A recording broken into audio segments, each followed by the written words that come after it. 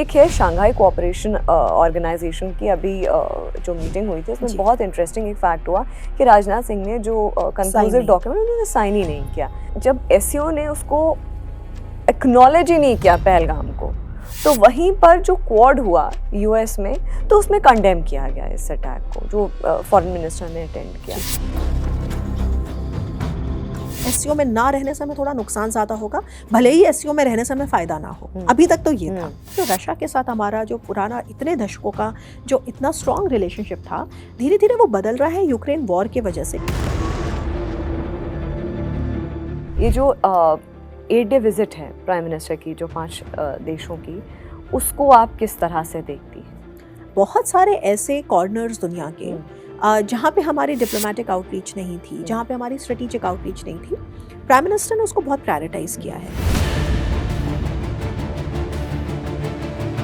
ये prime minister Modi की हमेशा से खास बात रही है। पिछले कुछ सालों में कोविड के बाद से हालांकि हमारे सामने बहुत सारे इश्यूज भी आए, गलवान आया, ऑपरेशन सिंदूर आया, पाकिस्तान का प्रॉब्लम, बांग्लादेश में प्रॉब्लम, बहुत सारी चीजें आई, लेकिन भारत का जो जियोपॉलिटिकल फुटप्रिंट है ना, वो बहुत बड़ा है। और मैं उसको कई बार अपने लेखन में कहती हूँ कि ये भारत का एक बड़ा ही अच्छा इंटरसेक्शनल ग्लोबल मूवमेंट है।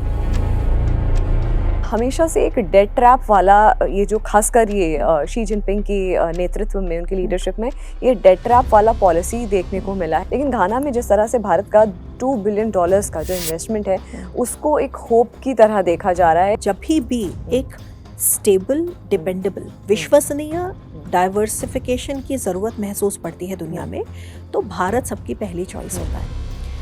ये इसलिए है कि भारत ने अपनी रेपुटेशनल एडवांटेज बचा के रखी है। भारत एकमात्र ऐसा देश है जिसकी राइज डिस्टेबलाइजिंग नहीं रही है। तो ये इसी वजह से आप देखेंगे कि जब भी डाइवर्सिफिकेशन की बात आती है तो एक नेचुरल पार्टनर हमेशा भारत उभरता है।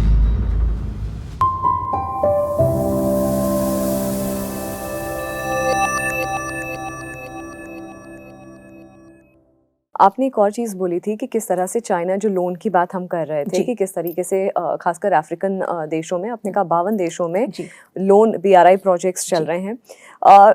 हमेशा से एक डेट ट्रैप वाला ये जो खासकर ये शी जिनपिंग की नेतृत्व में, उनकी लीडरशिप में ये डेट ट्रैप वाला पॉलिसी देखने को मिला है। और खासकर ये अफ्रीकन कंट्रीज, श्रीलंका में हमने बहुत एग्जांपल देखा इसका। लेकिन घाना में जिस तरह से भारत का $2 बिलियन का जो इन्वेस्टमेंट है उसको एक होप की तरह देखा जा रहा है कि चाइना के ऊपर डिपेंडेंसी अपने इकोनॉमिक ग्रोथ को लेकर के खासकर अफ्रीकन कंट्रीज का कम हो रहा है। देखिए, अफ्रीकन देशों को भी ये बात बहुत अच्छी तरह समझ में आती है कि उनकी ओवर रिलायंस है चाइना पर। और सबसे इसमें तारीफ की बात यह है कि जब भी एक स्टेबल, डिपेंडेबल, विश्वसनीय डाइवर्सिफिकेशन की ज़रूरत महसूस पड़ती है दुनिया में, तो भारत सबकी पहली चॉइस होता है।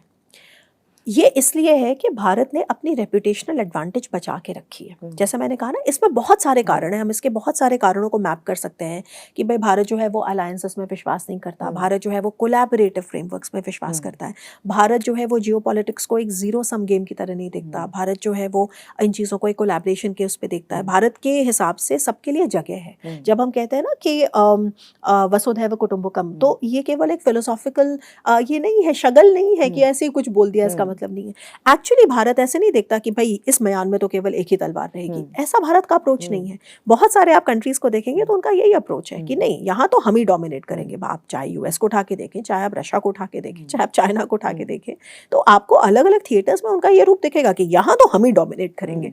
भारत का ऐसा रूप नहीं है। इसीलिए भारत की जो रेपुटेशनल एडवांटेज है, क्या कारण है कि ग्लोबल साउथ, जिसको साउथ साउथ मतलब जो बहुत सारे ऐसे देश थे जो बाद में जो पोस्ट कॉलोनियल जो कंट्रीज हैं दुनिया में, भारत को वो इतना पसंद करते हैं। और भारत जब कहता है कि भाई, भारत कहता है कि हम तो वॉइस हैं ग्लोबल साउथ की, दुनिया के हर पटल पे भारत उनके इश्यूज को लेकर स्ट्रगल करता है, लड़ता है, कहता है कि भाई देखिए ये जो क्लाइमेट फाइनेंसिंग है ये कहाँ पहुँचनी चाहिए, आपका जो IMF है, IMF का जो स्पेशल ड्राइंग राइट्स वगैरह का सिस्टम है ये अनफेयर है। तो ये रेपुटेशनल एडवांटेज भारत ने बनाई है।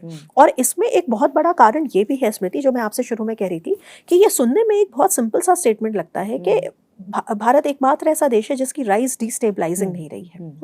तो ये इसी वजह से आप देखेंगे कि जब भी डाइवर्सिफिकेशन की बात आती है तो एक नेचुरल पार्टनर हमेशा भारत उभरता है। और प्राइम मिनिस्टर मोदी ने कुछ चीज़ें इतनी अच्छी करी हैं, मतलब देखिए कोई भी परफेक्ट नहीं है। प्राइम मिनिस्टर मोदी के टाइम पे भी बहुत सारी ऐसी बातें हैं जो हमारे लिए चैलेंजेस हैं, नेबरहुड में हमारे चैलेंजेस हैं, लेकिन जो बातें उनकी कुछ बहुत अच्छी हैं, जो उन्होंने इंडियन डायस्पोरा को जिस तरह से मतलब वो एक मेन स्ट्रीम में लेकर आए हैं। डायस्पोरा तो हमारा हमेशा से था, लेकिन जिस तरह का हमको दिखता है कि जब प्राइम मिनिस्टर जाते हैं, जैसे वो एंगेज करते हैं, तो वो जो कनेक्शन है कि डायस्पोरा का क्या मतलब क्या पावर हो सकती है। जो अमेरिका में हमारा इतना बड़ा डायस्पोरा, अमेरिका तो खैर सबसे ही बड़ा डायस्पोरा है हमारा, तो एक वो। दूसरा जो आप देखेंगे कि जहाँ भी जनरली प्राइम मिनिस्टर जाते हैं उनको हमेशा स्टेट सम्मानों से नवाजा जाता है, जो हाईएस्ट स्टेट जो ऑर्डर्स हैं, चाहे वो ग्रीस, चाहे वो यूरोप। ऐसा नहीं कि केवल अफ्रीकी देश ऐसा कर रहे हैं, चाहे वो यूरोप में ग्रीस जा रहे हो, चाहे साइप्रस। अभी कुछ दिन पहले वो क्रोएशिया और साइप्रस गए थे जब वो कनाडा जा रहे थे G7 के लिए, तो वहां भी तो ये चीजें देखिए, इनका एक अपना महत्व है।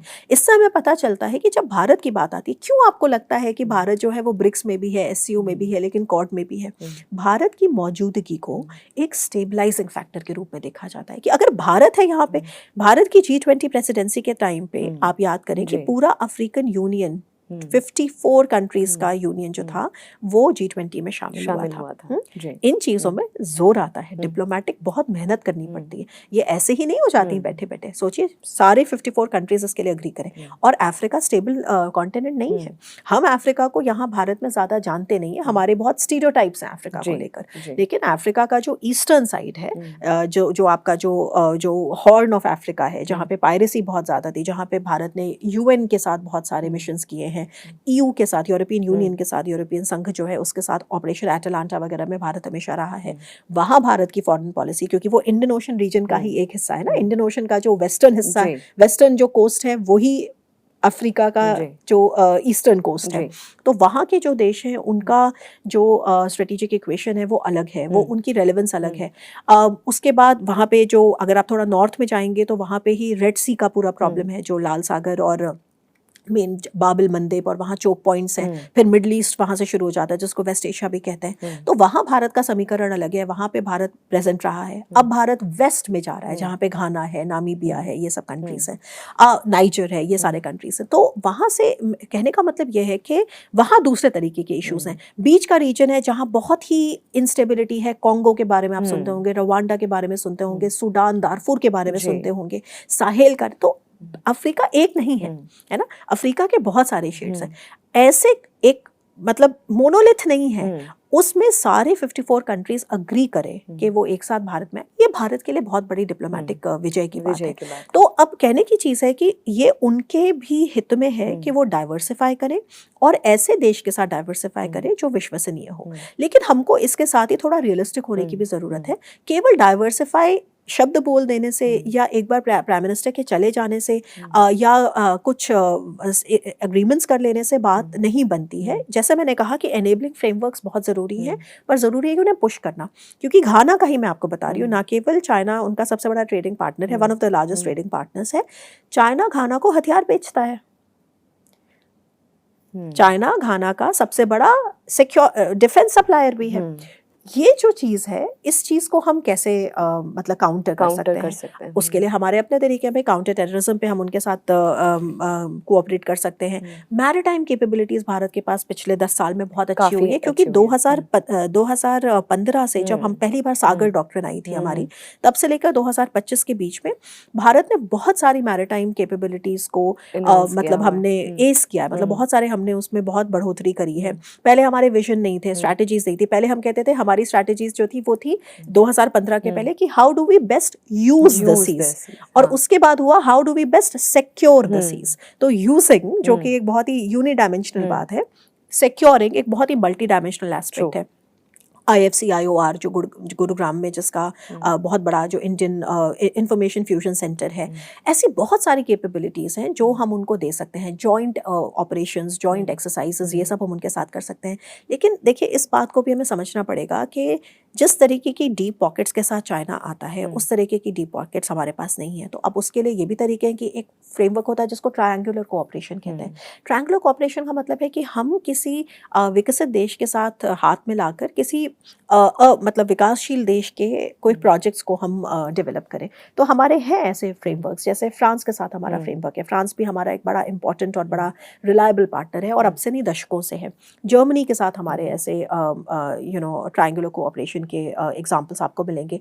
अभी रिसेंटली हमने यूएई जो यूनाइटेड अरब एमिरेट्स है उनके साथ, वो भी हमारा बहुत इंपॉर्टेंट स्ट्रेटेजिक पार्टनर है, उनके साथ हमने श्रीलंका में ट्रायंगुलर कोऑपरेशन की जद्दोजहद जो है वो शुरू करी है। और इन सब के पीछे जो है वो रियलिज्म है कि हम केवल वहाँ जाने मात्र से चाइना को नहीं compete कर सकते, क्योंकि वो उस तरह का पैसा, उस तरीके का डिसीजन मेकिंग, उस तरह का फास्ट, जो देखिए चाइना बहुत फास्ट भी काम करता है। अभी भी चाइना सबसे बड़ा मैन्युफैक्चरिंग हब है। इतने इश्यूज के बाद भी चाइना के साथ हमारा ट्रेड केवल बढ़ा ही है और वो पूरा का पूरा ट्रेड डेफिसिट है। अगर 125 बिलियन डॉलर का हमारे चाइना के साथ हमारा व्यापार है तो उसमें 100 बिलियन से ज़्यादा हमारा ट्रेड डेफिसिट है। यानी कि चाइना की जो मैन्युफैक्चरिंग कैपेबिलिटी है वो अभी हम उसका मतलब नहीं हम अपनी तरफ कर पाए हैं, जबकि हमने मेक इन इंडिया भी कोशिश करी, हमने PLI जिसको प्रोडक्शन लिंक्ड इंसेंटिव स्कीम कहते हैं। तो क्योंकि देखिए हम लोकतांत्रिक देश हैं, हमारे यहाँ दूसरे तरीके से काम होता है, धीरे धीरे काम होता है, तो हमारे कुछ स्ट्रेंथ्स हैं तो कुछ वीकनेसेस भी हैं। इशू ये है जो मैं हमेशा कहती हूँ कि फॉरेन पॉलिसी को चलाने का तरीका बेस्ट ये होता है कि कोई भी दो कंट्रीज के एस्पिरेशंस एकदम एक जैसे नहीं हो सकते, मिरर इमेज नहीं हो सकता। Foreign policy, successful foreign policy उसको कहते हैं जहाँ पे हम अपनी कॉमनैलिटीज या कन्वर्जेंसेस को मतलब एक्सपैंड करें और जो हमारे डिफरेंसेस हैं उनको हम मिनिमाइज करें। यही जो है foreign policy is a matter of degrees, ठीक है, कि तो हम वो, तो इसीलिए मैं कहती हूँ कि बार बार एनेबलिंग फ्रेमवर्क्स की बहुत ज़रूरत है। और लेकिन आप ये बिल्कुल you can not discount the fact कि इसमें सिंबॉलिज्म का महत्व नहीं है, या प्रधानमंत्री की जाने, प्रधानमंत्री ऐसी ऐसी जगह गए हैं, ऐसे ऐसे स्ट्रेटेजिक पार्टनरशिप्स हुई हैं जो मैंने लिखा भी था। ग्रीस अभी जब वो गए थे, अब देखिए ग्रीस को हमारे देश में कितना रोमांटिसाइज किया जाता है ना, ग्रीक गॉड्स और ग्रीक जो माइथोलॉजीज हैं सब जानते हैं। पॉलिटिकल साइंस पढ़ने वाला हर विद्यार्थी जो है वो सुकरात और प्लेटो से शुरू करता है। लेकिन आप देखिए जब प्रधानमंत्री गए और उसके बाद फिर हमारी स्ट्रेटेजिक पार्टनरशिप साइन हुई, और आज के डेट में ग्रीस कितना इंपॉर्टेंट है हमारे लिए, क्योंकि हम टर्की को वहाँ से काउंटर बैलेंस करते हैं, साइप्रस जाते हैं हम। तो मैंने उसमें लिखा, और मैंने जो लिखा था उसकी हेडिंग थी कि what prime minister has done for India Greece ties others couldn't do in 40 years. तो ये बहुत सारे लो हैंगिंग फ्रूट्स हैं जिसमें सिंबॉलिज्म का बहुत महत्व है। आप जाते हैं, फिर उसके बाद फिर मीडिया उसको कवर करता है, वो बातें निकल के आती हैं, स्ट्रेटेजिक कम्युनिटी उसको डिस्कस करना शुरू करती है। सिमिलरली अफ्रीका में, स्मृति, ये एक दुख की बात है कि अफ्रीका जैसे महत्वपूर्ण कॉन्टिनेंट जो कि रेयर अर्थ और घाना से गोल्ड हम मंगाते हैं, सबसे जो हमारा ट्रेड है टोटल घाना से, उसमें 70% ज़्यादा गोल्ड है, फिर भी हमारे पास उस तरह के रिसर्चर्स नहीं है, बहुत कम है जो अफ्रीका को इन डेप्थ स्टडी करें, अफ्रीका के स्ट्रेटेजिक इम्प्लीकेशन को स्टडी करें। अभी हमने अफ्रीका के साथ एक डिफेंस कोऑपरेशन का बहुत बड़ा हमने फ्रेमवर्क शुरू किया, अभी 2020-21 में की बात है। उसको हम अफ्रीका में, अब हम जैसे जो उनकी डिफेंस इंडस्ट्रीज हैं उनको बुला रहे हैं, हमारी डिफेंस इंडस्ट्रीज वहाँ जा रही हैं। तो पर ये सब अभी पिछले 3-4 साल में ज़्यादा इसने जोर पकड़ा है, और ये इसलिए जोर पकड़ पाया क्योंकि किसी ने इसके बारे में सोचा। इसीलिए थॉट बहुत ज़रूरी है। तो आई एम श्योर इसका हमें नतीजा पॉजिटिव ही देखने को मिलेगा। लेकिन बस मेरा एक ही इसमें वार्निंग, या जैसे कैवियाट आप कह लें, warning is not the right word, कि टाइम इज अ फैक्टर। हमें समय के साथ इसको लेके चलना है। तो हम अभी मतलब लैक्स नहीं हो सकते इस चीज़ को लेकर, हमें जैसे कमर कस के इस पे आगे बढ़ के रहना है। डेडलाइंस बहुत इंपॉर्टेंट है, और हमें जो थॉट इनिशिएट हुआ है उसको पकड़ करके चलना होगा। ये ना हो कि ठंडे बस्ते में कि हो रहा है, दूसरी सरकार आई तो छूट गया, ये हम अफोर्ड नहीं कर सकते। क्योंकि जो ऑपरेशन सिंदूर में हुआ तो ये एक बहुत बड़ा एक लर्निंग पॉइंट्स रहे हैं बहुत ज़्यादा, कि जिस तरह से आसपास के जो कंट्रीज हैं, चाइना स्पेसिफिक, यूएस, जिस तरह से इनके पास इनका स्टैंड है, पहली बात। उसके बाद उनके पास जो हमसे बेटर जो जिन प्लेटफॉर्म्स पे हैं, हमको कॉम्पीट अब उन प्लेटफॉर्म्स पे करना होगा। तो मुझे लगता है कि सरकारें बदले ना बदले, लेकिन एक चीज़ बहुत इंपॉर्टेंट है कि जो हमने ऑपरेशन सिंदूर किया है कि देश is, our country is most important, और इसको हमको स्ट्रेटेजिकली डेवलपमेंट के पाथ पर कहीं ना कहीं तेज़ी से लेकर के आना पड़ेगा। एक है शंघाई कोऑपरेशन ऑर्गेनाइजेशन की अभी जो मीटिंग हुई थी, उसमें बहुत इंटरेस्टिंग एक फैक्ट हुआ कि राजनाथ सिंह ने जो कंक्लूसिव डॉक्यूमेंट उन्होंने साइन ही नहीं किया।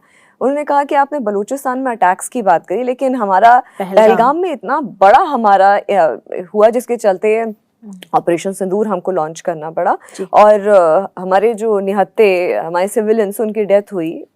तो ऐसे में जो इंडिया, अच्छा लेकिन वहीं पर जब एससीओ ने उसको एक्नॉलेज ही नहीं किया पहलगाम को, तो वहीं पर जो क्वाड हुआ यूएस में, तो उसमें कंडेम किया गया इस अटैक को, जो फॉरेन मिनिस्टर ने अटेंड किया।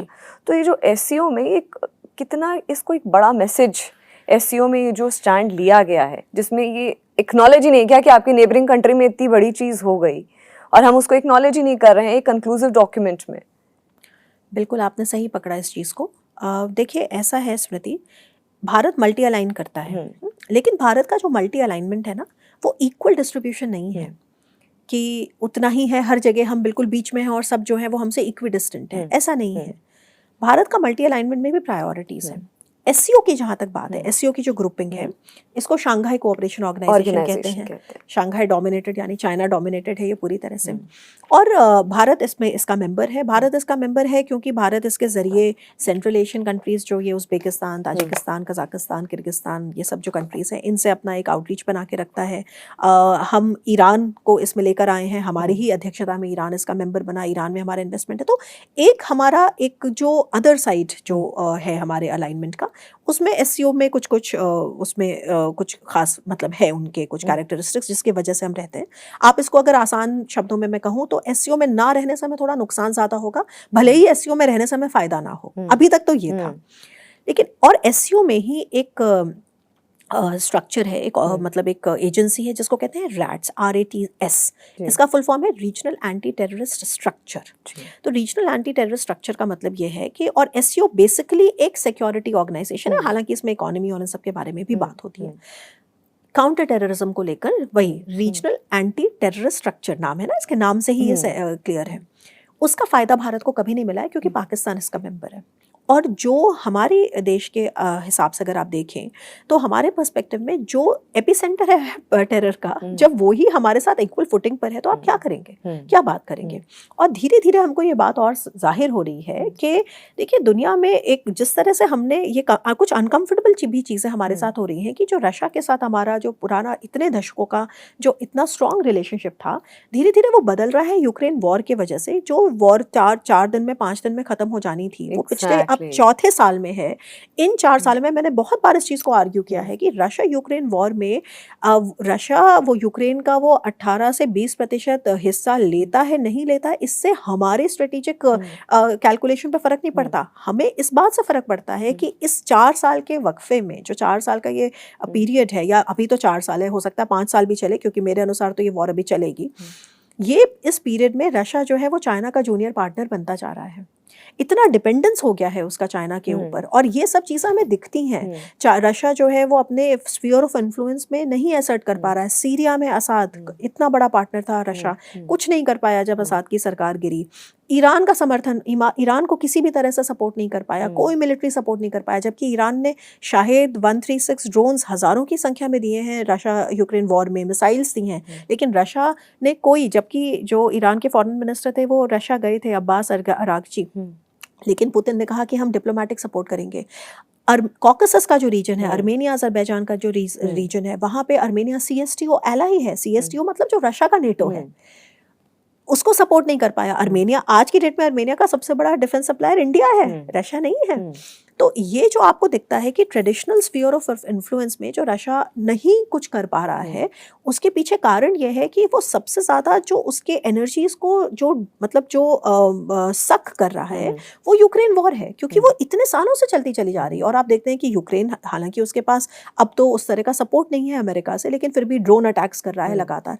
इन चीज़ों के वजह से क्या हो रहा है कि रशिया की डिपेंडेंस, वेस्टर्न सैंक्शंस लगे हुए हैं। अब डोनाल्ड ट्रंप के आने के बाद ये ज़रूर बातें हो रही हैं कि अब वो सैंक्शंस हटाए जाएंगे या कम से कम किए जाएंगे, लेकिन अभी तो लगे ही हुए हैं। और इसके वजह से जो रशिया के चाइना के साथ अलाइनमेंट है और नॉर्थ कोरिया के साथ अलाइनमेंट है, वो हमें दिख रहा है कि रशिया चाइना, जो इसको क्रिंक एक्सेस कहते हैं, China Russia Iran north Korea का जो एक्सेस है, इन चीज़ों की वजह से रशिया हमारा उस तरह का सपोर्ट हमें नहीं करता दिख रहा है एससीओ में, जैसा कि हमें लगता, हमें उम्मीद रहती है कि भाई कश्मीर पे आप हमारा सपोर्ट करते हैं, काउंटर टेररिज्म हमारा है।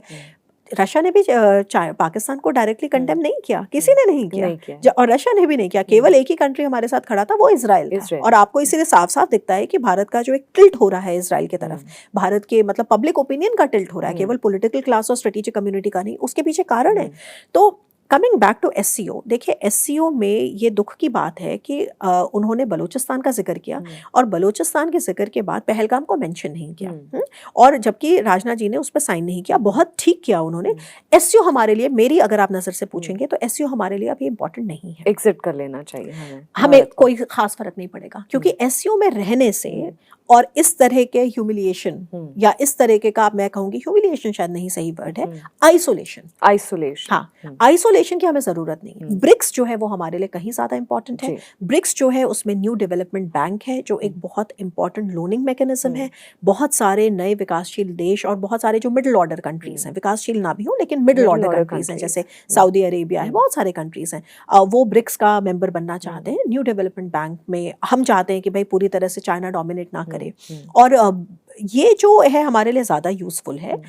और INSTC और ये सब ज़्यादा यूज़फुल है। अगर हमको सेंट्रल एशियंस तक अपनी पहुंच बनानी है तो बेहतर है कि हम ईरान के साथ अपने टाइज को बैलेंस करें, जो हम करते भी हैं, क्योंकि ईरान के थ्रू ही हम पाकिस्तान को बाईपास करते हैं। लेकिन एससीओ जो है वो पूरी तरह में, मेरी नज़र में इस वक्त चाइना के द्वारा डोमिनेटेड हो चला है। और मेरे हिसाब से जो एससीओ के जो आने वाले भी, अगर टेररिज्म की बात आती, जैसे आपने तुरंत एक एग्जांपल दिया ना कि वही क्वाड की जो फॉरेन मिनिस्टर्स मीट हुई, हालांकि उन्होंने भी पाकिस्तान का नाम नहीं लिया लेकिन पहलगाम को तो अटैक किया ना।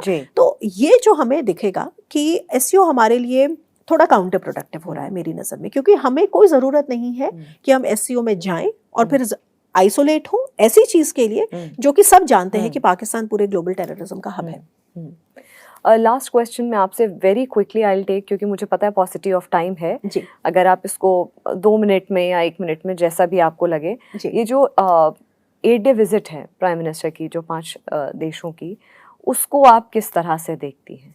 अभी जो वो अफ्रीका और उसके बाद लैटिन अमेरिका जा रहे हैं, नहीं देखिए बिल्कुल मैं इस चीज़ पे मतलब कमेंट करूँगी, मतलब जो हमारी सरकार है उसका अब तो ये तीसरा ये उनका वो है, इस चीज़ पे मैं उनको कमेंट करूँगी कि बहुत सारे ऐसे कॉर्नर्स दुनिया के जहाँ पे हमारी डिप्लोमेटिक आउटरीच नहीं थी, जहाँ पे हमारी स्ट्रेटेजिक आउटरीच नहीं थी, प्राइम मिनिस्टर ने उसको बहुत प्रायोरिटाइज किया है। तो अभी इसके पहले जब वो साइप्रस गए, क्रोएशिया गए, तो लोगों को लगा भाई क्रोएशिया में क्या खास बात है, साइप्रस में क्या खास बात है, लेकिन वो हमारे एक बड़े सामरिक इक्वेशन में है, क्योंकि हम बहुत सारे स्ट्रेटेजिक गेटवेज डेवलप कर रहे हैं यूरोप के साथ, क्योंकि चाइना का 17+1 मैकेनिज्म वहाँ काम नहीं कर रहा है, वो डाइवर्सिफाई करना चाहते हैं।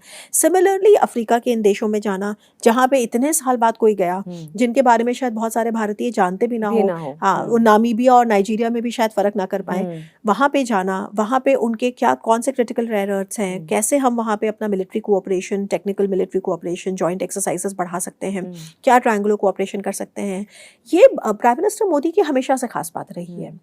और उन्होंने हमेशा एक्सपैंड किया है। तो मैंने उसको कई बार ऐसे कहा है कि पिछले कुछ सालों में कोविड के बाद से, हालांकि हमारे सामने बहुत सारे इश्यूज भी आए, गलवान आया, ऑपरेशन सिंदूर आया, पाकिस्तान का प्रॉब्लम, बांग्लादेश में प्रॉब्लम, बहुत सारी चीजें आई, लेकिन भारत का जो जियोपॉलिटिकल फुटप्रिंट है ना, वो बहुत बढ़ा है।